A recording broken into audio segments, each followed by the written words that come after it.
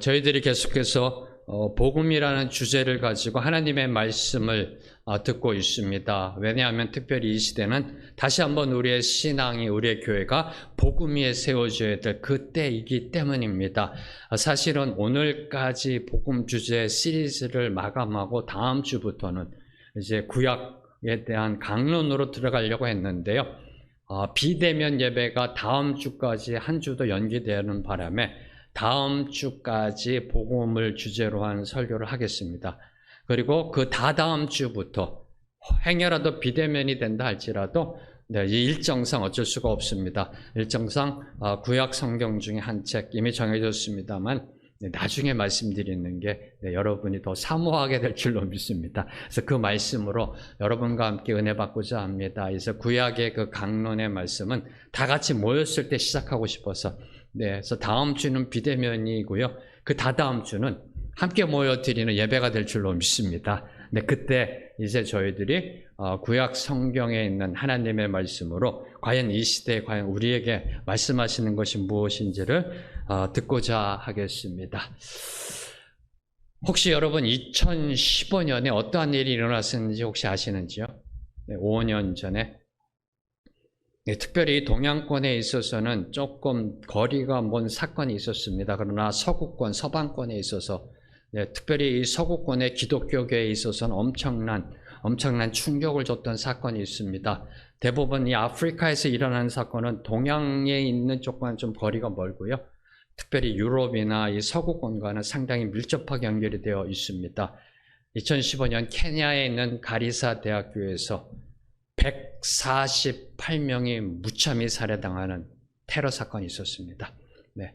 이슬람의 극단 세력인 그 알샤바브가 그 대학교에 침입하여 지나가는 사람 기숙사에 들어가서 질문합니다. 당신 무슬림이야, 크리스찬이야? 크리스찬이라면 그 자리에서 총살해버리는. 총살하고 죽이고 또 묻고 총살하고 죽이고 몇 명까지? 148명까지. 148명이 무참하게 살해당하는 Are you Muslim or Christian? Yes, I am Christian. 빵! 여기저기서 빵! 148명이 엄청난 충격을 줬던, 엄청난 기독교계에 충격을 줬던 이 서구권에, 그래서 지금 서구권 기독교계는 2015년을 잊지 않습니다. 케냐에서 일어났던 사건. 만약에 그 동일한 테러범이 오늘 지금 여러분이 계신 그곳, 여러분에게 총뿌리를 들이대고 동일한 질문을 던진다면 여러분은 뭐라고 답하실런지요? 한치의 망설임도 없이 정답을 말하기 위해서는 저와 여러분이 이제 다시 복음으로 돌아가야 합니다. 다시 한번 우리의 신앙을 복음 위에 세워가야 합니다. 그래야 총뿌리 앞에서도 나는 크리스천입니다 라는 선포를 할 수가 있게 되는 겁니다. 사랑하는 성도 여러분, 복음은 하나님의 능력입니다. 복음은 모든 믿는 자에게 구원을 주신 하나님의 능력입니다. 믿으시는지요? 구원 받았음, 영생 받았음, 무엇이 더 두려우신지요? 복음은 하나님의 능력입니다. 복음은 하나님의 본체이신 그분, 하나님의 아들이신 그분이 이 땅에 성육신하신 복음입니다. 그리고 복음은 영광의 복음이자 평화의 복음입니다. 바로 그 복음을 이루시기 위해서 예수 그리스도는 이 땅에 내려오셔서 자기를 낮추시고 죽음까지 복종하셨습니다. 죽기까지 순종하셨던 것입니다. 그러나 하나님은 그 예수 그리스도를 죽음 속에 그냥 그대로 내버려 두지 않으셨습니다. 오늘 본문 말씀 9절 말씀, 9절 말씀 함께 읽겠습니다. 9절 말씀 시작. 이러므로 하나님이 그를 지극히 높여 모든 이름 위에 뛰어난 이름을 주사. 이러므로 하나님이 그를 지극히 높여. 이러므로 앞부분을 가리키는 말입니다. 하나님의 본체이신 예수 그리스도가 하나님과 동등됨을 취하지 아니하시고 종의 형체로 이 땅에 내려오십니다. 인간의 몸으로 이 땅에 오십니다. 그리고 죽기까지 낮아지셔서 십자가에 순종하셨습니다. 이러므로 예수 그리스도가 죽음까지 가장 낮은 곳으로 낮아지심으로 하나님은 그를 지극히 높이셨다. 더 이상 높일 곳이 없는 그곳으로 높이셨다. 최상급으로 높이셨다라고 사도 바울은 빌립보서에서 선포합니다. 자, 그러면은 지극히 높이셨다라는 것. 네. 그것은 과연 무엇을 의미할까요? 지극히 높이신 것은 과연 무엇일까요? 에베소서 1장 20절에서 21절 말씀. 에베소서 1장 20절에서 21절 말씀 함께 읽겠습니다. 시작. 그의 능력이 그리스도 안에서 역사하사 죽은 자들 가운데서 다시 살리시고 하늘에서 자기의 오른편에 앉히사 모든 통치와 권세와 능력과 주권과 이 세상뿐 아니라 오는 세상에 일컫는 모든 이름 위에 뛰어나게 하시고, 특별히 각 처소에서 예배드리신 우리 성도님들께 부탁드립니다. 목사가 하나님의 말씀 읽자 하면 읽으십시오. 네. 말씀이 능력입니다. 목사의 설교나 가르침의 능력이 아니라 수단입니다. 도구입니다. 말씀 그 자체가 능력입니다. 감히 저는 선포합니다. 여러분이 계신 그곳에서 말씀 그 자체를 읽어 나아갈 때 하나님의 능력이 여러분의 삶 속에, 여러분의 가정에 임할 줄로 믿습니다. 말씀이 능력입니다. 말씀을 읽으시고 말씀을 선포하셔야 합니다. 에베소서 1장 20절과 21절을 보면은 이 에베소서 말씀은 예수님의 지극히 높아지심, 예수님의 지극히 높아지심을 세 단계로 설명하고 있습니다. 참고로 성경은 성경을 통해서 여러분이 이해하셔야 합니다. 네, 특별히 사도 바울께서 쓰신 사도 바울 서신서에 있는 내용은 1차적으로 다른 서신서를 통해서 이해하셔야 됩니다. 네, 그리고 서신서에 없으면 그 다음 신약성경, 그 다음 구약성경 어딘가에는 그 정답이 들어 있습니다. 네. 이러므로 하나님이 예수 그리스도를 지극히 높여, 어떻게 지극히 높였는가? 지극히 높였다는 게 무엇인가? 이 에베소서의 말씀, 사도 바울께서 에베소서의 말씀 속에서 세 단계로 설명합니다. 에베소서 1장 20절에 보면 우선 첫 번째로 하나님의 능력이, 하나님의 능력이, 잠깐 그 말씀 보여줄 수 있을까요? 에베소서 1장 20절과 21절. 네, 잠깐 보여주시고, 그의 능력이, 하나님의 능력이, 저와 여러분에게 구원을 주시는 그분의 능력이, 오늘도 저와 여러분의 삶 속에 살아 역사하시는 그분의 능력이 그리스도 안에서 역사하십니다. 그래서 첫 번째로 죽은 자들 가운데서 다시 살리셨다. 네, 지극히 높이심의 첫 단계는 부활입니다. 죽음에서 부활하신. 그리고 그 다음 단계는 하늘에서 자기 오른편에 앉히사 하늘로 높이시어 자기 오른편에 앉히셨다. 바로 승천입니다. 바로 이 부활과 승천은 복음이 하나님의 능력이라는 증거입니다. 믿으시는지요? 복음은 하나님의 능력입니다.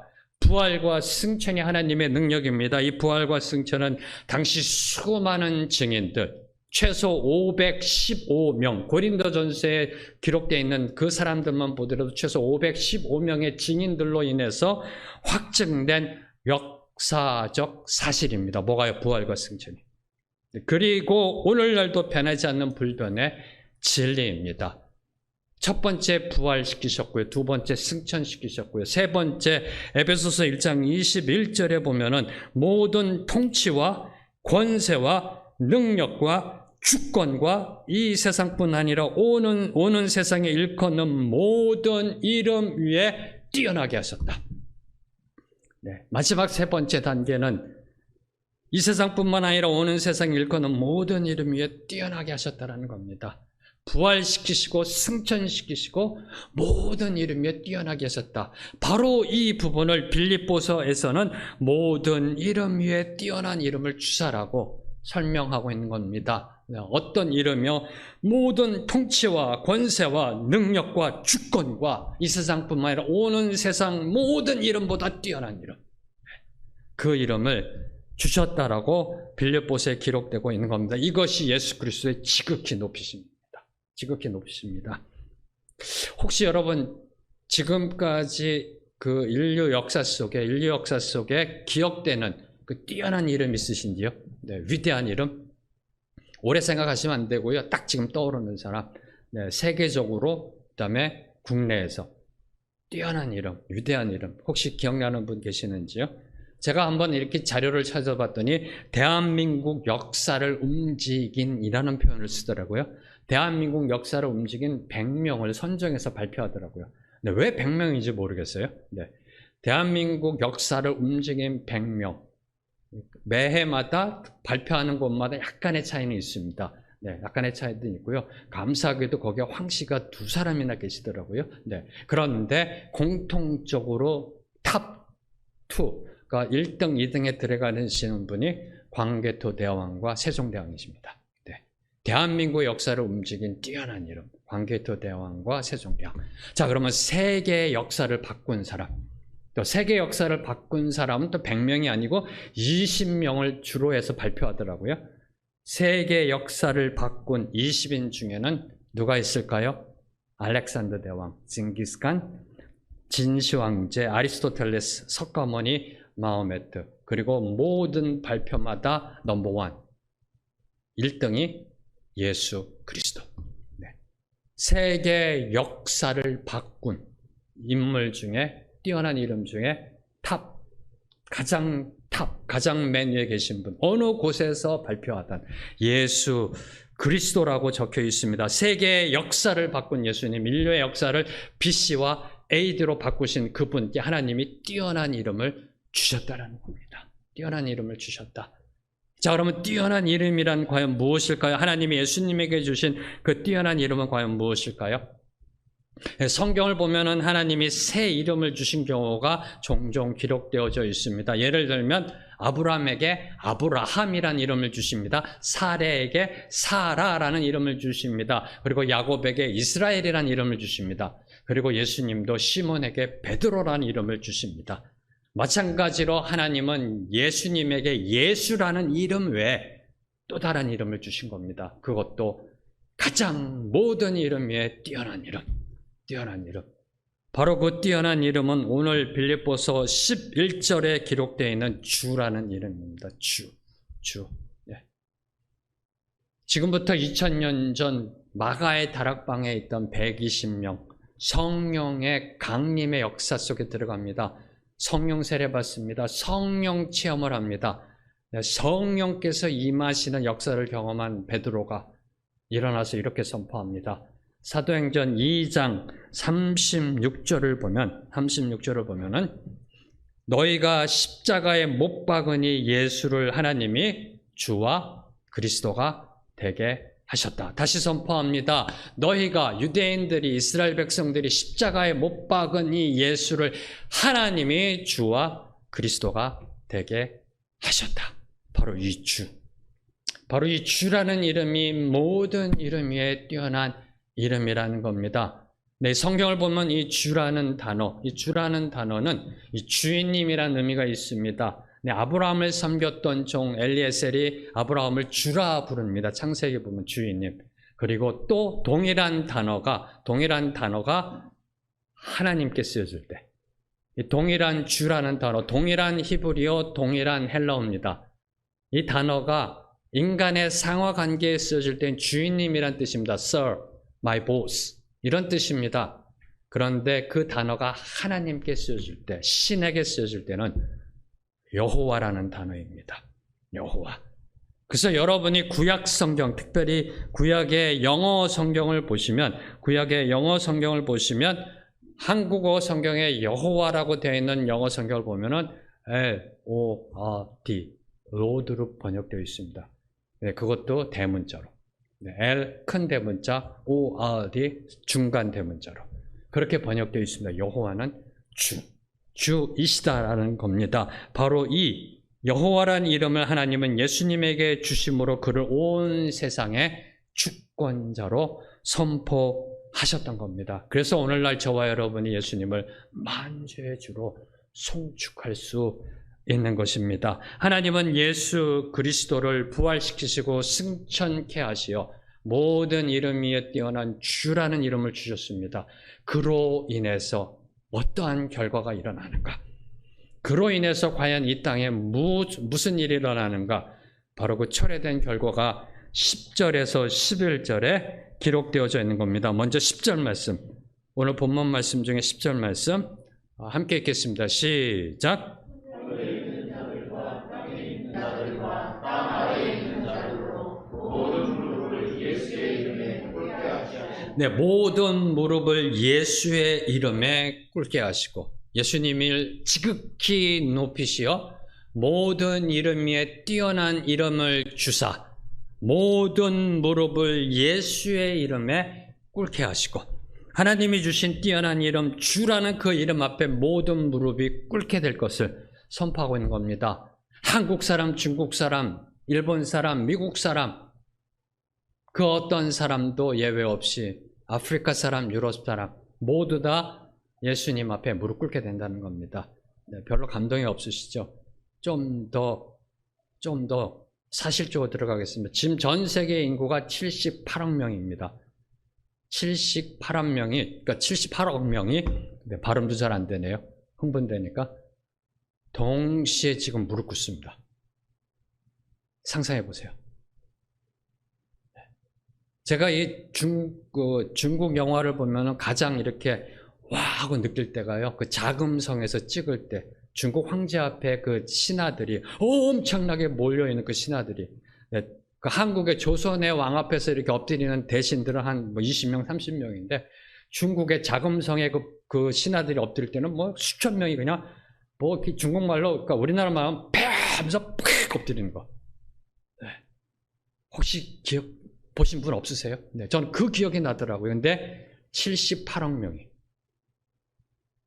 주님 하면서 동시에 엎드립니다. 지금 예수님 앞에. 와, 한번 상상해 보세요. 이 일이 일어난다는 겁니다. 예수님 앞에 78억 명이 그냥 무릎을 꿇고 오 주여 하면서 무릎 꿇게 되는. 근데 그뿐만 아니라 하늘에 있는 자들도 땅 아래에 있는 자들도 모두 무릎 꿇게 될 것이라고 빌립보서 2장 10절은 선포하고 있는 겁니다. 하늘에 있는 자들, 이 땅에 있는 모든 사람들뿐만 아니라 하늘에 있는 천군 천사들, 그리고 이미 죽어 몸의 부활을 기다리고 있는 저 천국에 가 있는 하늘에 있는 모든 성도들, 그리고 땅 아래에 있는 존재들, 땅 아래에 있는 존재들, 지옥에 간 모든 존재, 곧 사단과 그의 추종 세력들, 즉 사마, 귀와 그리고 불신자들, 그들도 예수 그리스도 앞에 무릎 꿇는다. 예수님을 거부하고 대적하는 자들도 결국 예수 그리스도 앞에 무릎을 꿇게 되어 있습니다. 딱 한 분만 제외하고 하나님 한 분만 제외하고 모든 존재가 그분 앞에 무릎 꿇는 모습. 어마어마하지 않나요? 스펙타클하지 않나요? 네. 이게 상상이 안 되세요? 와, 네. 바로 이러한 일이 일어난다는 겁니다. 와, 소망되지 않으세요? 네. 소망이 안 된다면 제가 지금 설명을 잘못하고 있는 겁니다. 네.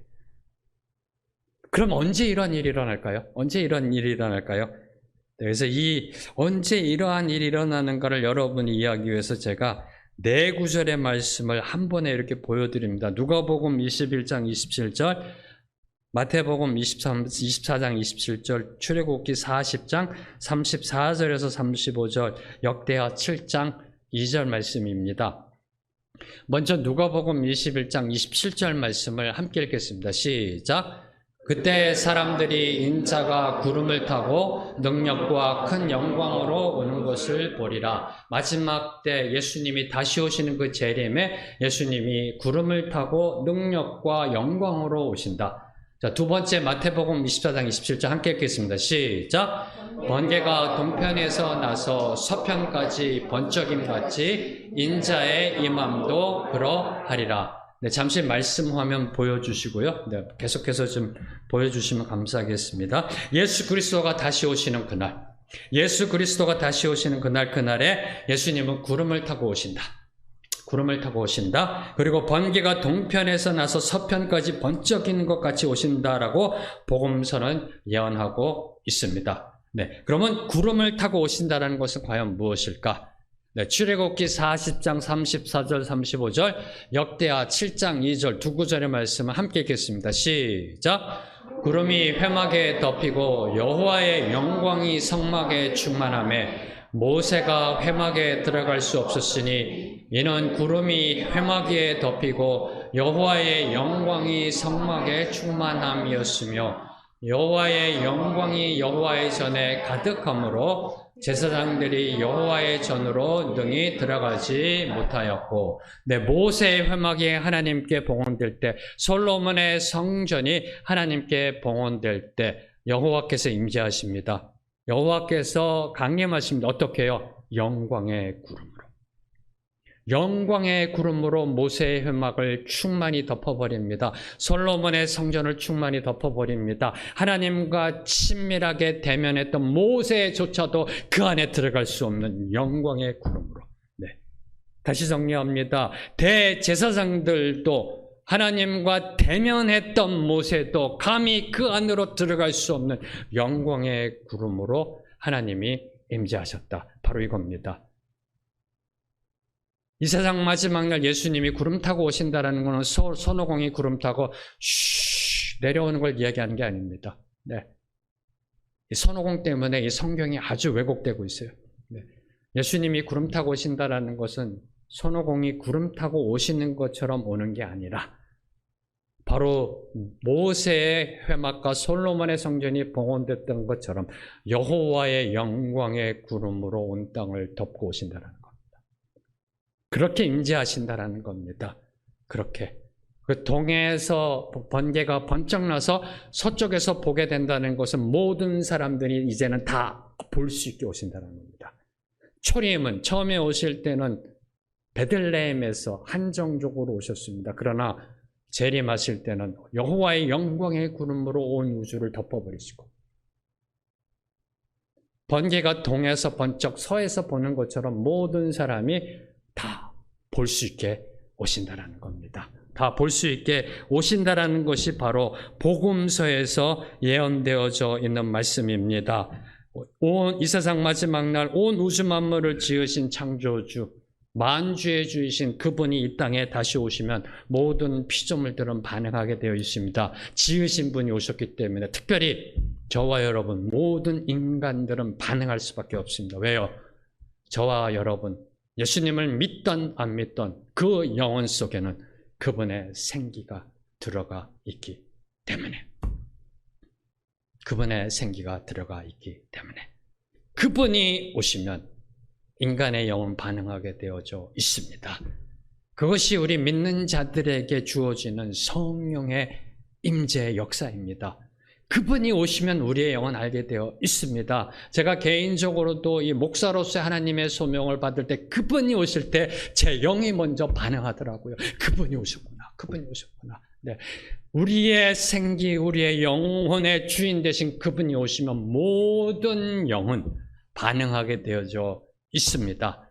그런데 그분이 마지막에 오실 때, 심판주로 오실 때 모든 영은 모세가 그랬던 것처럼 대제사장이 그랬던 것처럼 두렵고 떨림으로 그 앞에 감히 서 있을 수가 없게 되는 것입니다. 그 어느 누구도 예외 없이 원하던 원하지 않던 무릎을 꿇을 수밖에 없습니다. 왜요?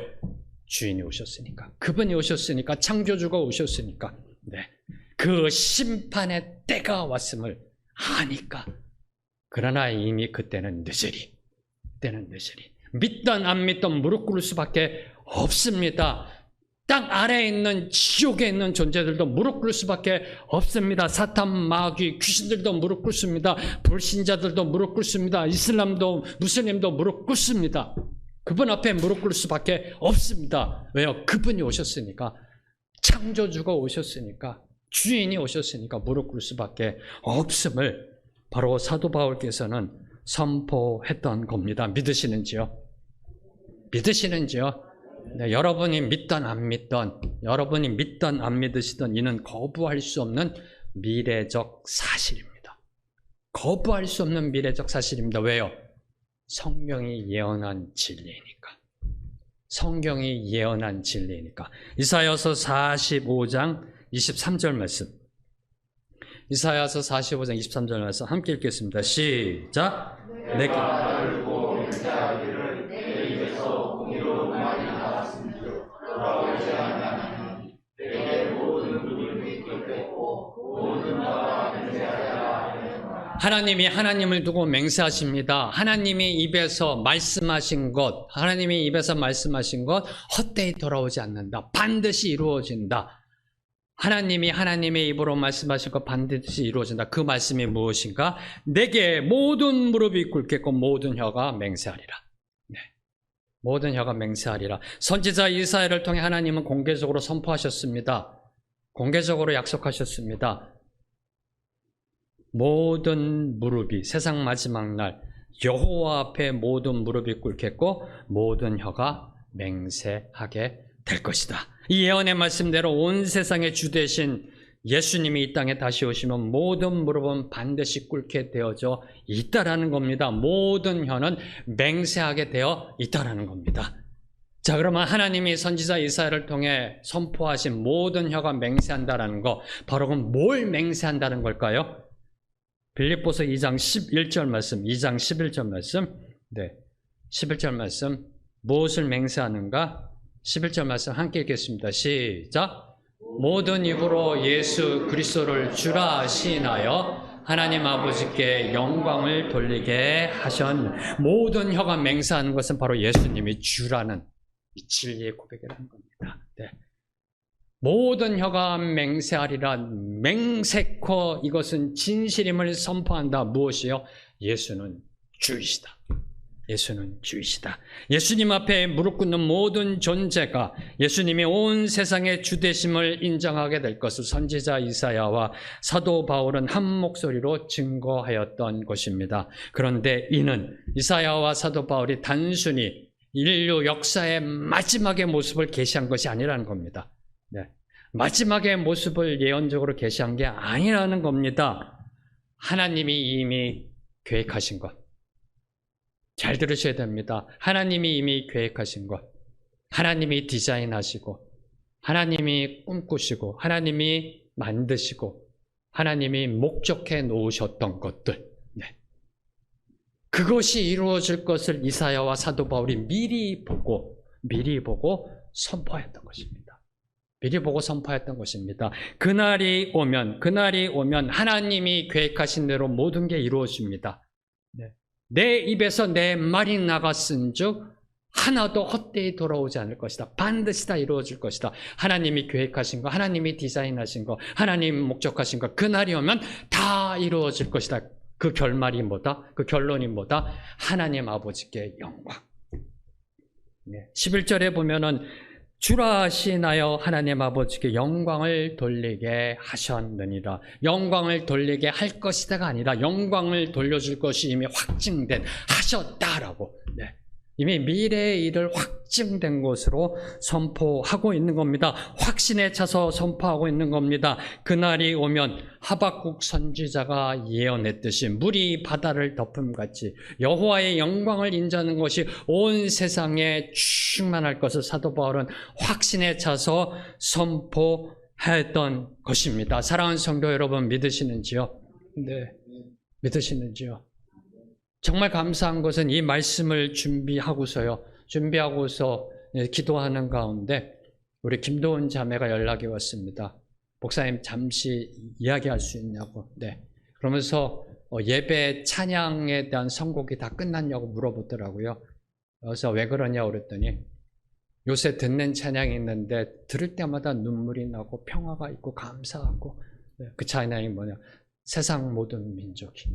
오늘 저와 여러분이 찬양했던, 네, 바로 하박국 2장 14절 선지자 하박국의 예언으로 찬양 부른 거. 물이 바다를 덮음같이 여호와의 영광을 인정하는 것이 온 세상에 충만하리라. 하나님은 도온 자매에게 보여주고 계시는 겁니다. 네.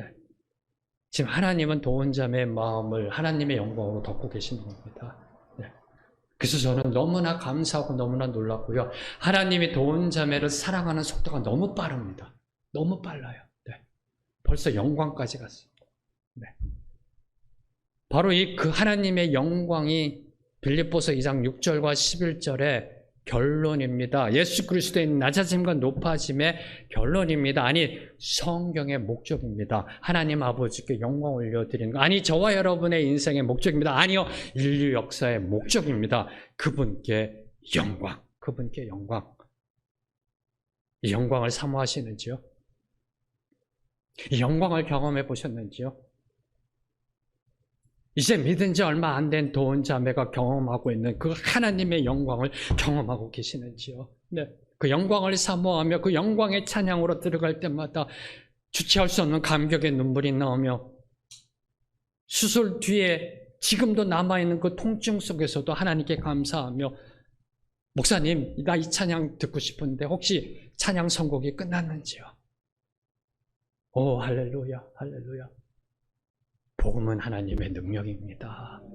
오늘도 살아 역사하신 하나님의 능력입니다. 하나님의 영광은 오늘도 선포되고 있습니다. 영광을 경험하시게 되기를 주님의 이름으로 선포합니다. 하나님 아버지께 영광을 돌리게 하셨느니라. 저와 여러분의 인생의 목적이 바로 이 하나님의 영광이 되기를 주님의 이름으로 선포합니다. 17세기 영국 의회의 승인을 받아 오늘날까지도 모든 신앙인들에게 도전을 주고 있는 웨스트민스터 소요리 문답 혹시 들어보셨는지요? 네. 웨스트민스터의 소요리 문답. 그 소요리 문답은 신앙을 체크하고 물어보는 문답지입니다. 네. 바로 그 첫 번째 질문이 어떤 질문이냐 하면 사람의 제일 되는 목적이 무엇인가라는 질문입니다. 네. 사람의 제일 되는 목적이 무엇인가? 사람의 제일 되는 목적이 무엇인지요? 무엇인지요? 1초 드리겠습니다. 대답해 보십시오. 마음속으로. 네. 소요리 문답은 이렇게 대답합니다. 사람의 제일 되는 목적은 하나님을 영원롭게 하고 영원토록 그를 즐거워하는 것이다. 사랑하는 성도 여러분, 바로 이 목적이 예수 그리스도를 주라 시인하며 그 앞에 무릎 꿇을 때 온전히 성취될 것을 사도 바울은 선포하였던 것입니다. 영국 사람에게 영국 역사상 가장 위대한 인물이 누구냐라고 질문하면 이구동성으로 빅토리아 여왕이라고 대답합니다. 네. 대영 제국의 김간을 만들었고 해가 지지 않는 강성한 나라로 만들었던 그 빅토리아 여왕. 영국 사람들은 빅토리아 여왕을 이렇게 기억합니다. 믿음으로 나라와 국민들을 사랑하고 나아가서는 하나님을 가장 사랑하는 자였다. 그리고 어려운 백성들도 돌아볼 줄 아는 그런 여왕이었다. 그런 빅토리아 여왕이 어느 날 남편을 잃고 홀로 살아가고 있는 여인의 집에 위로차 방문합니다. 그리고 서로 대화를 나누는 가운데 그 여인이 신앙이 깊은, 믿음이 깊은 사람인 줄 알고서 여왕이 이제 그 여인에게 이렇게 질문합니다. 지금까지 당신의 집을 방문한 손님 중에 누가 가장 존귀한 사람이었습니까? 그때 그 여인은 바로 여왕 폐하이십니다 라고 대답을 했습니다. 그래서 그 대답을 들은 여왕은 약간 실망했다는 듯이 이렇게 응답했다라고 합니다. 아니지요. 가장 존귀한 손님은 예수 그리스도이십니다. 그러자 그 여인은 빙그레 웃으면서 이렇게 여왕께 대답했다라고 합니다. 네, 여왕님. 그런데요, 예수님은 저에게 손님이 아니고 주인이십니다. 예수님은 저에게 손님이 아니고 가장 존귀한 손님이 아니고 저에게 주 되십니다. 네. 지금 여러분의 인생의 주인은 과연 누구이신지요? 네. 여러분의 인생의 주는 과연 누구이신지요? 이 질문에 사도 바울은 빌립보서 1장 20절과 21절에서 다음과 같이 대답합니다. 함께 읽겠습니다. 시작. 나의 간절한 기대와 소망을 따라 아무 일에든지 부끄러워하지 아니하고 지금도 전과 같이 온전히 담대하여 살든지 죽든지 내 몸에서 그리스도가 존귀하게 되려 하려 하나니 이는 내게 사는 것이 그리스도니 죽는 것도 유익함이라. 사도 바울을 연구하는 신학자로서 가장 제가 은혜 받고 가장 저에게 도전을 주는 말씀입니다. 사도 바울께서 이렇게 선포합니다. 나의 간절한 기대와 소망, 나의 간절한 기대와 소망, 그 소망은 지금도 전과 같이 언제나 늘 항상 그랬듯이 온전히 담대하여 살든지 죽든지 내 몸에서 그리스도가 존귀하게 되는 것이다. 존귀하게 되는 것이다.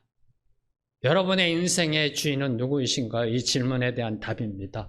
내가 살든지 죽든지 그리스도가 존귀하게 되는 것, 그것이 나의 간절한 기대고 나의 간절한 소망이다. 이것이 바로 예수 그리스도를 주로 시인하며 무릎 꿇은 자의 고백입니다. 네. 그리스도의 복음 앞에 무릎 꿇은 자만이 고백할 수 있는 겁니다. 사도 바울은 살든지 죽든지 석방되어 다시 복음을 들고 땅끝까지 나아가든지 죽든지 사형에 처해져 순교의 제물이 되든지 예수 그리스도가 자기를 통해 존귀하게 되는 것이 인생의 목적이었고 인생의 결론임을 한 채의 망설임도 없이 고백합니다. 바로 이런 사도 바울은 그래서 21절에 내게 사는 것이 그리스도라고 선포할 수 있었던 겁니다. 내게 사는 것 그리스도이시다. 이는 그리스도가 육신적 삶이나 영적인 삶의 근원이 되신다는 것이 아닙니다. 내가 살아갈 수 있는 것 그리스도 그분 때문이라는 소리가 아닙니다. 내게 사는 것 그리스도라는 것은 내 삶의 생명의 근원이 그분이라는 뜻이 아니라 그리스도가 사도 바울 속에 꽉 차 들어있는 상태를 이야기하는 겁니다. 네. 그냥 꽉 차 들어있는 상태. 그래서 그 삶을 툭 건들면 예수 그리스도 툭 튀어나오는 상태. 네. 그냥 누르기만 하면 그리스도가 툭 나오는 상태. 바로 이 상태를 내게 사는 것 그리스도라는 바로 그러한 표현입니다. 다시 말씀드리면 살아도 주를 위하여 살고 죽어도 주를 위하여 죽겠다라는 신앙의 고백인 겁니다. 바로 이런 고백을 할 수 있는 사람만이 죽는 것도 유익하다라고. 죽는 것도 유익하다라고 고백할 수 있는 겁니다. 사랑하는 성도 여러분, 여러분은 죽는 것도 유익함이 무엇인지 아시는지요? 죽는 것도 유익하다는 것이 무엇인지 아시는지요? 오직 예수 그리스도 그분 앞에 무릎 꿇은 자만이 그 정답을 듣게 될 것입니다. 그 정답을 알게 될 것입니다. 사랑하는 성도 여러분, 인간이 가장 두려워하는 죽음, 그 죽음도 복음 앞에서는 유익으로 바뀝니다. 죽음은 절망이 아니라 희망입니다. 죽음은 끝이 아니라 새로운 시작입니다. 죽음은 손해가 아니라 유익이라고 선포할 수 있는 것, 그것이 바로 복음의 능력입니다. 그 복음 앞에 무릎 꿇으셨는지요? 그 복음 앞에 무릎 꿇으셨는지요? 주 예수 그리스도 앞에 무릎 꿇으셨는지요? 무릎 꿇으셨는지요? 이 질문에 결단하시면서 이 시간에 함께 찬양하며 나아가기 원합니다.